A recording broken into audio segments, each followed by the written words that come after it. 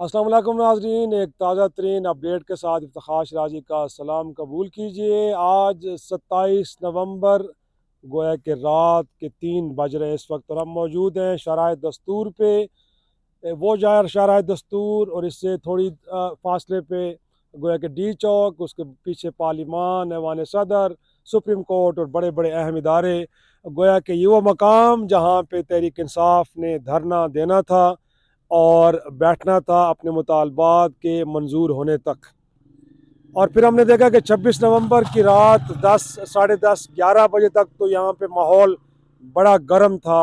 हज़ारों की तादाद में तहरीक इंसाफ के कारकुन यहाँ पे मौजूद थे और उनके साथ उनकी लीडरशिप भी थी, जिसमें इमरान खान साहब की अहलिया बुशरा बीबी, उनकी बहनें अलीमा खान साहबा, दीगर बहनें, और साथ में अली अमीन गंडापुर जो KPK के वज़ीर आला हैं, उनके साथ उमर अयूब और बाकी भी कुछ अकाबरीन मौजूद थे।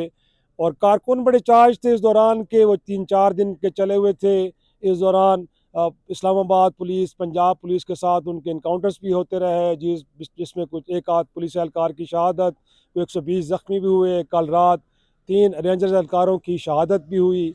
लेकिन बहरहाल वो आज के दिन यहाँ पे पहुँच गए, मैनेज कर लिया कि इस एरिया में आ गए, और उनकी लीडरशिप भी आई। और ये तवक्को की जा रही थी कि वो यहाँ पे बैठेंगे और अपने मुतालबी बात की मंजूरी तक वो यहाँ पे रहेंगे, उसके बगैर वो जाने वाले नहीं हैं।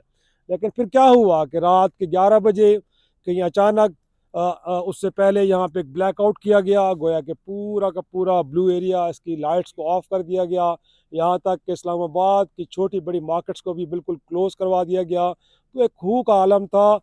फिर दरमियान में यहाँ पे प्रोटेस्टर्स और हर चारों तरफ फिर पुलिस और रेंजर्स और FC और फ़ौज के जवान थे। और 11 बजे फिर एक ऑपरेशन का आगाज़ किया गया। लेकिन बताया जाता है कि उससे पहले ये वो कंटेनर कि जहाँ पे तहरीक इंसाफ की क़यादत बुशरा बीबी, अलीमा खान साहबा, अली अमीन गंडापुर और बाकी मौजूद थे, यहाँ से जो अनाउंसमेंट हो रही थी वो कहा यह जा रहा है कि 3-4 घंटे पहले बंद करा दी गई थी। तो यूँ फिर जो लीडरशिप का कारकुनों के साथ रब्ता था वो मुनक़ता हो चुका था। तो कारकुन मौजूद ज़रूर थे टोलियों की शक्ल में, हमने भी आके देखा, लेकिन कोई कनेक्शन नहीं था लीडरशिप के साथ, डिसकनेक्ट थे। तो ज़ाहिर सी बात है, फिर मालूम नहीं था कि अगला लाएअमल क्या है, यहाँ पे बैठना है तो कितना बैठना है, लीडरशिप ने कुछ स्पीचेस देनी है, किस तरह इस पोजीशन को कंसोलिडेट करना है। गोया कि कोई स्ट्रेटजी इन प्लेस नहीं थी। तो जब 11 बजे रात को, 11:15 अचानक एक ऑपरेशन चारों तरफ से शुरू होता है, तो उसके बाद फिर एक खलबली मचती है, क्योंकि जब चारों तरफ से मैसिव शेलिंग और फिर उसके साथ हवाई फायरिंग होती है, तो एक पैनिक की फ़िज़ा बनती है। और फिर कारकुन भागना शुरू हो जाते हैं, यहाँ से उनके पाँव उखड़ते हैं, वो निकलते हैं। इस दौरान लीडरशिप अगरचे गाड़ियों में मौजूद होती है, इस कंटेनर में, उसके साथ जुड़ी और गाड़ियों में। लेकिन फिर क्या होता है कि पहले खबर आती है कि शायद उनको गिरफ्तार कर लिया गया, लेकिन बाद में पता चलता है कि ऐसा नहीं हुआ, बल्कि अली अमीन गंडापुर, बुशरा बीबी और दीगर अकाबरीन यहाँ से निकलने में कामयाब। तो यह सवाल उठ रहा है कि 450 कारकुन तो गिरफ्तार हो जाते हैं, लेकिन लीडरशिप में से कोई एक शख्स भी गिरफ्तार नहीं हो पाता।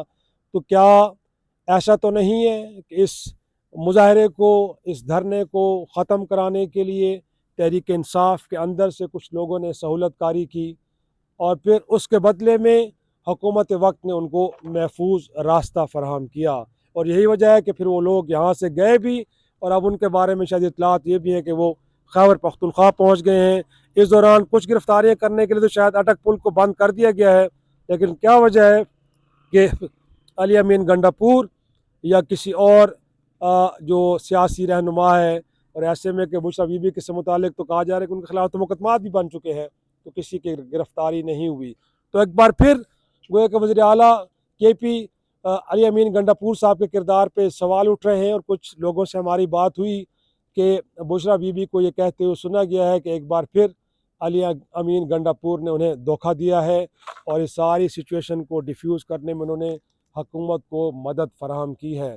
तो ज़ाहिर सी बात है, सब लोग हैरान है कि ऐसे में कि जब खैबर पख्तूनख्वा से बड़ी तादाद में कारकुन आ गए थे, और फिर इस्लामाबाद और पिंडी से कारकुनों ने भी इसमें एक तरह से इकट्ठे होना शुरू हो गया था, वो भी एड अप हो रहे थे। लेकिन ऑल ऑफ सडन क्या हुआ कि इस वक्त हमें यहाँ पे ये एक जला हुआ वो कंटेनर नज़र आ रहा है, जिसमें राख पड़ी है, कुछ सामान अंदर पड़ा है जो उस वक्त इस्तेमाल हो रहा था, और बाकी यहाँ पे धुआं सा उठ रहा है।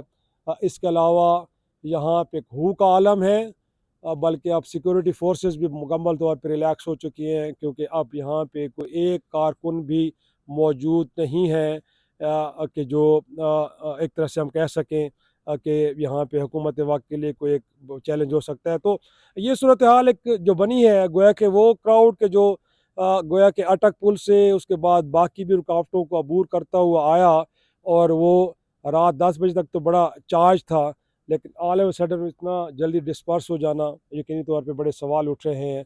और मोर इम्पॉर्टेंटली जो बात की जा रही है अली अमीन गंडापुर साहब के, वो यहाँ से निकलने में उन्होंने कामयाब हुए, तो कामयाब हुए जो उनको महफूज रास्ता मिला। उसके बाद अगरचे वज़ीर दाखिला और वज़ीर इत्तलात तारड़ साहब ने यहाँ पे प्रेस कॉन्फ्रेंस की, और उन्होंने उस पर अपनी फ़तह का ऐलान किया, बताया कि किस तरह उन्होंने इस गोया के बकौल उनके एक फसादी टोले को यहाँ से मार भगाया है।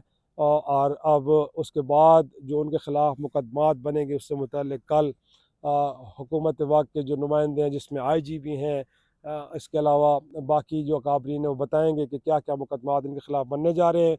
कुछ उनके ख्याल में मुकदमात कायम हो चुके हैं, कुछ होना बाकी हैं।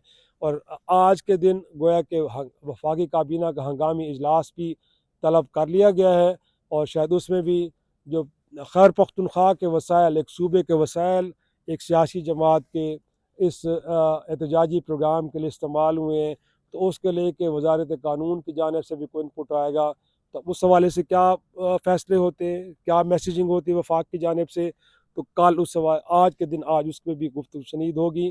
तो सिचुएशन अभी तक तो हम कह सकते हैं कि धरने की हद तक तो डिफ्यूज़ हो गई है, लेकिन टेंशन अभी भी बरकरार है। और आने वाले दिनों में वफाकी हुकूमत क्या एक्शंस लेती है, तहरीक इंसाफ की क़यादत के लिए नई क्या मुश्किलात पैदा होती हैं, तो यकीनी तौर पर इसमें कोई शक नहीं है कि आने वाला वक्त तहरीक इंसाफ के लिए मज़ीद कड़ा होगा, क्योंकि जिन्होंने फ़ाइनल कॉल दी थी वो फ़ाइनल कॉल नाकाम हो चुकी है, और इस वक्त हम कह सकते हैं कि शाराए दस्तूर मुकम्मल तौर पे यहाँ पे सन्नाटा है, और कोई रजिस्टेंस जो तहरीक इंसाफ की जानिब से थी उसका कोई निशान नाम बाकी नहीं रहा। तो ये सब की सूरत हाल नाज़रीन। अब कल सिचुएशन कैसे और अनफोल्ड होती है, और क्या हैपनिंग्स होने जाती हैं, क्या वो लोग जिनके बारे में अभी कहा जा रहा है कि वो फ़रार होने में कामयाब हो गए, क्योंकि वाकई फ़रार हो गए, या उनमें से कुछ लोगों को गिरफ़्तार कर लिया गया है।